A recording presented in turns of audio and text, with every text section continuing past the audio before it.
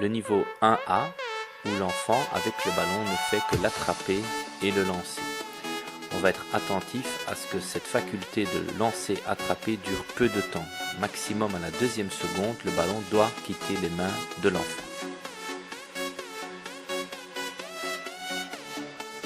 Cette forme est beaucoup plus dynamique.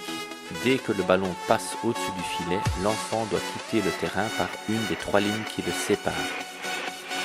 On voit ainsi que les rallyes durent beaucoup moins longtemps que dans l'exemple précédent.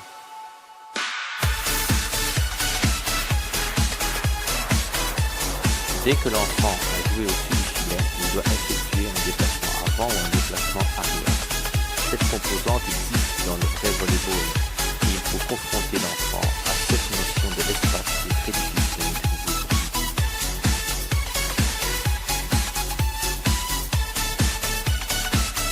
Ce deuxième niveau, de 1 contre 1, amène la notion de passe. Celle-ci est effectuée après un attrapé lancé. Au niveau de l'espace, ici, l'enfant touche un des 4 cônes après avoir joué au-dessus du filet. Les enfants jouent ici 1 contre 1 à 2 contre 2. Il n'y a pas d'échange entre eux, donc on classifie ce jeu dans la catégorie des matchs 1 contre 1. L'après, ici, incite les enfants à changer de niveau. En passant sous les jambes de leur partenaire, ils arrivent au niveau moyen. Ils repassent au niveau haut pour jouer le ballon. Cette forme de jeu à 3 contre 3 n'est certes pas idéale au nombre de contacts ballon par minute, mais elle peut être utilisée dans le cas où on a un petit local et un grand nombre d'enfants. La composante de l'après introduit la notion de saut qui n'est pas naturelle chez un enfant de cet âge. Après avoir joué au-dessus du filet, les enfants ici doivent frapper la balle qui roule sur le sol. Cet après, qui est dans la catégorie des agilités ballon, permet d'augmenter le nombre de contacts ballon par minute. Dans cette forme de jeu, l'évolution sera d'ordre technique. On va passer de la frappe à 2 mains à une véritable passe haute.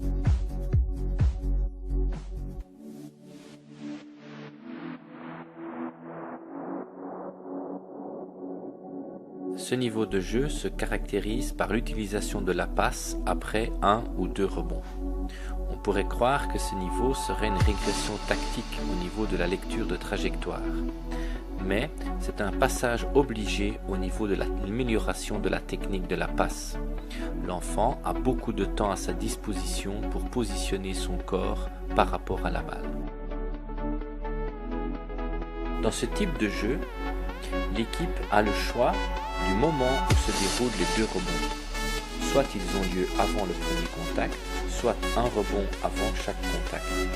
Et c'est le choix tactique qui fait la richesse de ce jeu. Attention toutefois à la hauteur du filet. Il doit être très haut et le terrain pas trop long. L'utilisation de 2 rebonds avant de donner la passe donne beaucoup de temps pour effectuer des apprêts qui sont plus complexes, et notamment des apprêts qui utilisent un second ballon.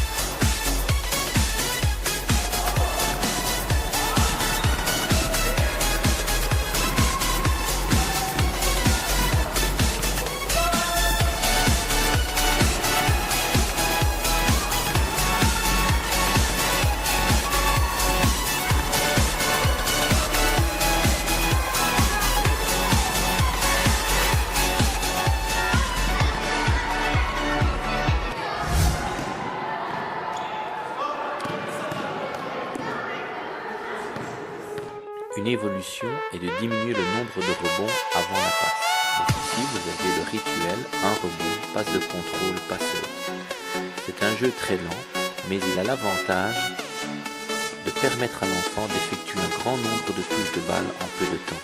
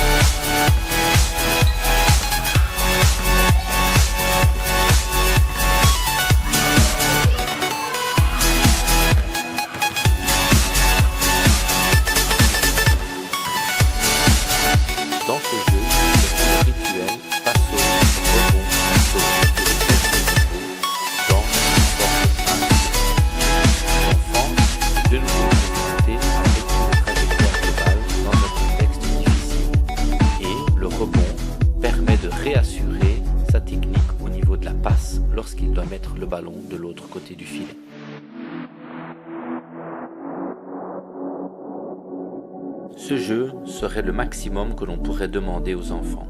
Après la première touche de balle qui doit être très haute, l'enfant va toucher un cône, laisse la balle rebondir, puis joue la balle au-dessus du filet.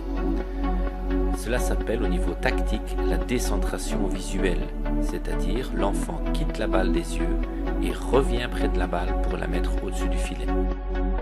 Ce jeu est un pur jeu de collaboration. Il faut réussir un maximum d'échanges où la balle passe dans le cerceau. Si le joueur effectue un contrôle, les deux responsables du cerceau doivent se contourner l'un l'autre. Si l'enfant ne fait pas de contrôle, il passe directement sous le filet. Le but ici est donc de réussir un maximum d'échanges entre 4 joueurs.